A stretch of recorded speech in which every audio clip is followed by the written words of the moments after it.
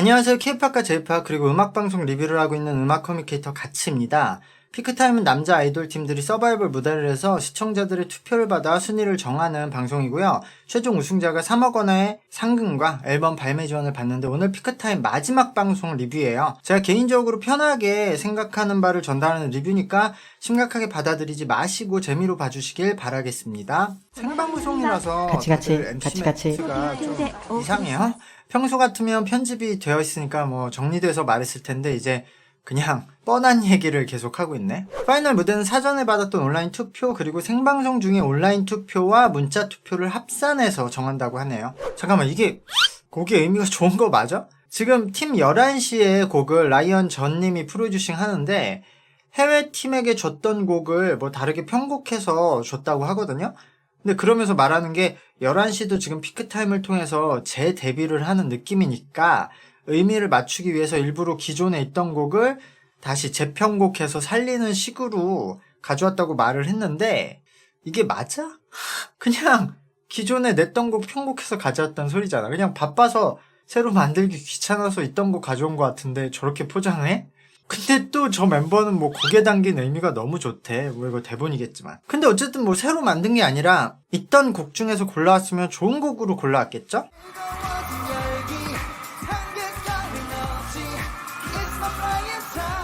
재타할 만한 곡은 아니었다고 생각해요. 근데 라이언 존님도 탈모가 있는 것 같은데 머리가 너무 숭숭 비어 보이는데? 나도 그러나?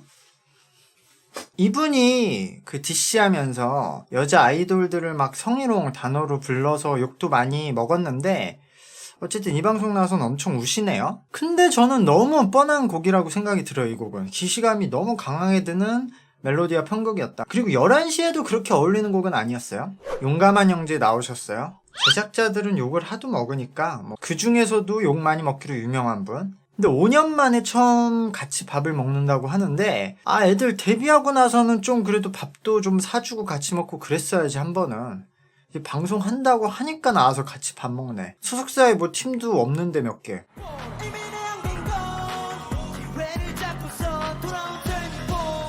다크비의 무대였어요. 몬스타엑스의 주원님이 만든 곡이었는데 이 곡도 좀 그냥 평범했어요. 안무도 다크비 치고 그렇게 퍼포먼스가 안무 자체가 좋게 짜여진 건 아닌 것 같아. 곡도 안무도 단조로움이 계속 반복되는 느낌이었어요.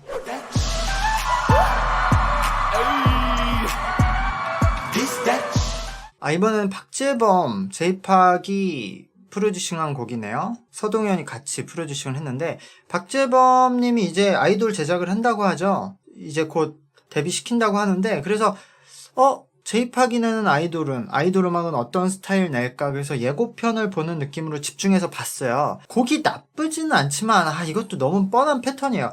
또 곡이 막 뒤처진 곡은 아니고 굉장히 유행하는 스타일로 가져오긴 했어요. 근데 요게 이미 유행을 했다가 지금도 계속 유행하고 있긴 하지만 K-팝 씬은 진짜 속도가 빠르니까 약간 K-팝 씬에서는 살짝 반박자 앞에 유행했던 느낌이거든요. 지금도 이런 곡 스타일 계속 신곡은 나오고 있지만 어쨌든 그런 지나갔던 느낌의 전환 훅 패턴이에요. 근데 그걸 들고 오는 건 상관없는데 그 이상이 없었다. 그러니까 한창 유행을 하는 패턴을 따를 거면 뭔가 거기 안에서 힙한 무언가가 있어야 되는데 그런 게 없는 느낌이에요. 근데 뭐 여기에 진심 펀치를 내진 않겠죠, 제이팍이. 힙한이는 뭐라는 거야. 근데 이기광님도 그렇고 오늘 다들 생방송이라 너무 횡설수설하네. 여기는 조이연님이 나올 줄 알았는데 대표님이 나왔어요. 용감한 형제보다 더 욕을 많이 먹는 대표죠. 제가 대표님들 사무실을 이제 미팅할 때 이렇게 들어갔던 적이 많은데 지금도 저거 보면서 느끼는 공통점이 있는데 다들 피규어 수집을 엄청 하더라고. 그리고 본인 사무실에 엄청 진열을 해놔. 기본적으로 아이돌 제작을 하는 분들이 오타쿠들이 많아요. 근데 그런 오타쿠 감성이 있어야 아이돌 시장을 이해하고 제작을 좀 잘할 수 있는 것 같아요. 그냥 밖에서 다른 음악 공부하다가 이 씬에 들어오거나 전문 경영인들이 들어와서 제작에 관여를 하면 돌판을 잘 이해를 못해서 좀 실패하는 경우가 많더라고.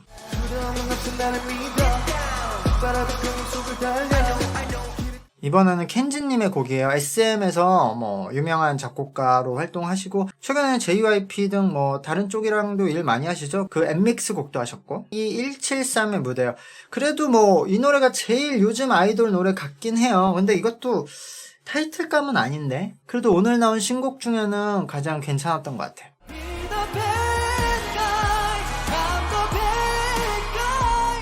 이번에는 B2B의 이민영 님이 프로듀싱을 한 몬트의 무대였어요. 최근에 그 본인의 작곡팀을 만들어서 아무래도 본인이 좀 연예인으로서 아이돌로서 유명하니까 이 방송에 많이 참여를 하는 것 같아요. 방송에서 이런 프로듀싱 할 일이 있으면. 근데 2인조라서 어떻게 곡의 포인트를 잡기가 어려워 보이는 부분이 있었다. 그래도 이 팀은 좀 힘든 곡을 라이브를 괜찮게 했어요. 로다가 역시 랩을 할 때 발성이 좀 괜찮은 느낌이 들고요. 근데 파이널은 생방송이라 그런지 무대에서도 다들 좀 텐션이 떨어져 있어. 그냥 열정적으로 하기보다는 안 틀리려고 하니까.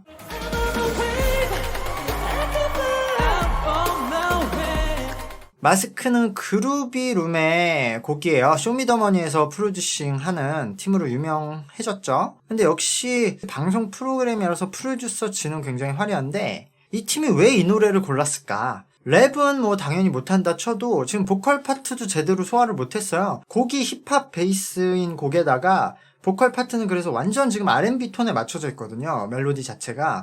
근데 지금 이 두 분은 리듬이 없이 발라드 노래하듯이 직선적으로 계속 소리를 내고 있으니까 너무 안 어울린다. 티파니도 작곡을 한다고? 예전에 티파니 님이 SM에서 소녀시대 한창 할 때 본인이 콘셉트 디자이닝 그런 한다고 다큐에선가 어딘가 막 나와서 얘기했는데 그거 결국 다 베낀 거였죠. 전체적으로 파이널 방송은 항상 재미가 없어요. 생방송이고 뭐 마지막 방송이기도 하니까 심사위원들이 그냥 뻔한 칭찬만 해. 왜냐면 다 팬들이 왔으니까.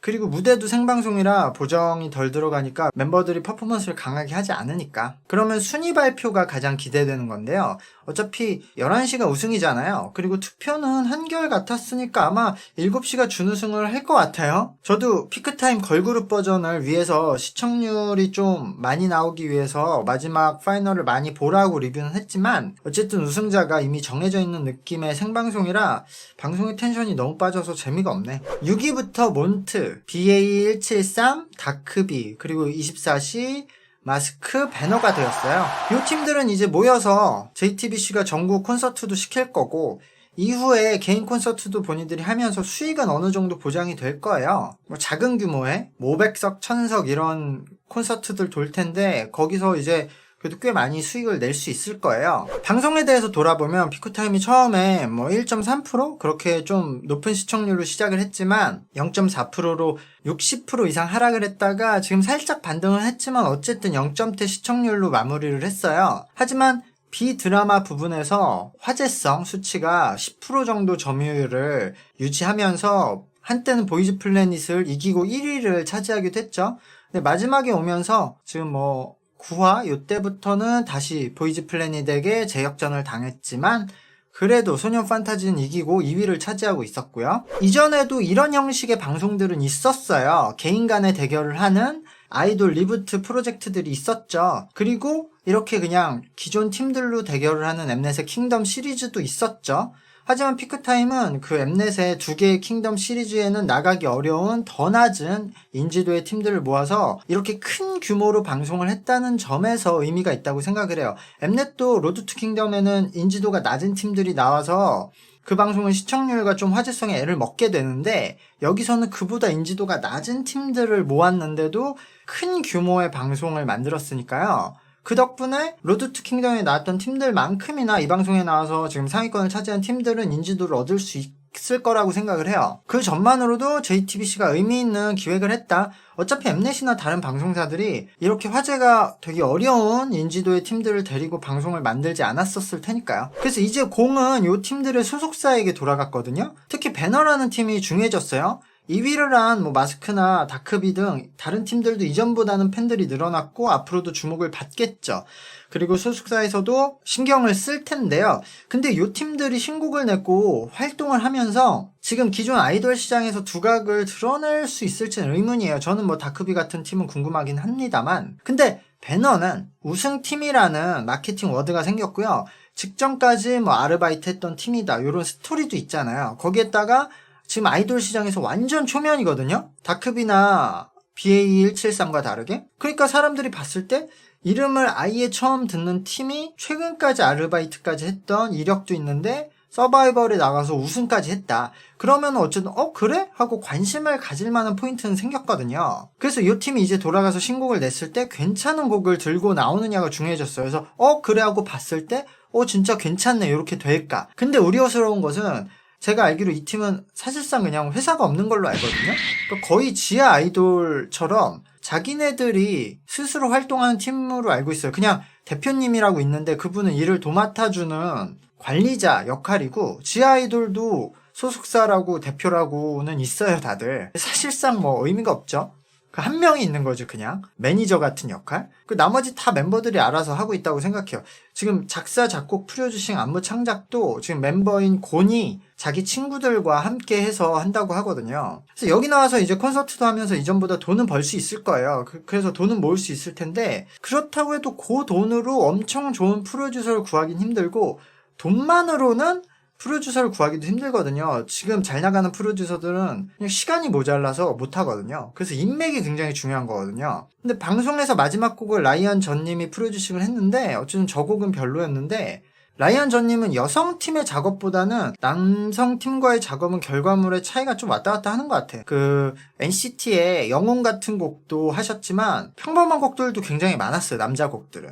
근데 그래도 지금 그나마 안면이 있는 유명 프로듀서가 라이언 전이니까 지금 2년째 라이언 전님이 작곡가 대상 받고 있죠. 어쨌든 여기에 제대로 된 신곡을 정식으로 페이를 주고 부탁해보는 게 어떨까 라고 생각을 합니다. 이 팀이 앞으로 활동을 할 때 의미 있는 결과를 내야 요 피크타임이라는 방송 자체도 시리즈가 이어질 수 있고요. JTBC 말고도 다른 방송사에서도 저렇게 인지도가 낮은 팀들을 모아서 컨텐츠를 만들어도 뭔가 흥행이 될 수 있구나라고 생각해서 다양한 컨텐츠가 시도될 수 있겠죠. 그래도 이 팀이 유명해졌으니까 이전보다는 여기에 붙어서 뭔가 작업을 하려는 사람들이 있을 텐데 지금 사실 딱 봤을 때 이 팀의 포지션이 이름은 유명하긴 한데 한물이 간 프로듀서들이 여기에 붙을 가능성이 높거든요. 지금은 이제 아예 S급 팀과는 작업을 할 수 없는, 그러니까 최근 성적은 안 좋아서. 근데 예전에 엄청 유명했던 그런 프로듀서들이 이 팀에 관심을 가질 만한데 그거는 좀 잘 판단을 해서 심사숙고해서 좋은 활동을 했으면 좋겠습니다. 어쨌든 또 하나의 방송이 끝났어요. 아주 오래전에 데뷔를 한 팀들도 있어서 오랜만에 옛날 스타일의 아이돌 보컬도 들을 수 있었어요. 저는 개인적으로 그래서 재밌는 포인트들이 있었어요. 자진하차를 했지만 그 대국남아의 가람님이 나오고 나서 온라인에서 그의 보컬 스타일에 대해서 이야기하는 것을 보면서 저도 여러 가지 생각을 들었거든요. 그러니까 어떤 내용이냐면 예를 들어 이런 얘기도 최근에 있더라고. 온라인에서는 동방신기의 시아준수와 영웅재중 중에서 누가 노래를 더 잘하는지 뭐 투표 글도 올라오더라고요. 근데 영웅재중을 뽑는 사람들이 많더라고. 가람님하고 시아준수님하고 거의 창법이 비슷하거든요. 근데 저런 창법을 요새 10대, 20대들이 진짜 안 좋아하나 봐. 근데 나는 창법은 오케이. 옛날 스타일인 건 알겠어. 그래도 객관적인 그 기술력의 차이가 일단 좀 많이 나니까 그래도 대중들이 저 정도는 인지를 하겠지라고 생각했는데 생각보다 영웅재중과 시아준수의 보컬 실력 차이도 못 느끼는 분들도 많더라고요. 그래서 그런 부분들은 저도 재미있게 커뮤니티에서 읽었었어요. 글들을. 그래도 남성 버전을 했으니까 여성 버전도 해야죠. 아니면 그분들이 난리 날 텐데. 어쨌든 저는 피크타임의 여성 버전을 기다리겠습니다. 이제 보이즈 플래닛과 베이비몬스터 서바이벌도 끝나고요. 소년 판타지만 남겠어요. 그러나 이번 주부터 AKB48이 오디션 프로젝트가 있어서 그게 일본에서 시작을 하고요. JYP의 미국 걸그룹 오디션도 곧 시작을 하겠죠. 그리고 엠넷의 여성 아이돌 리부트 프로젝트인 퀸덤 퍼즐도 있으니까요. 그 방송들을 보실 분들은 그때 리뷰에서 또 만나 뵙도록 하겠습니다. 구독과 좋아요 부탁드리고요. 이제까지 저의 피크타임 리뷰 영상을 봐주셔서 감사합니다.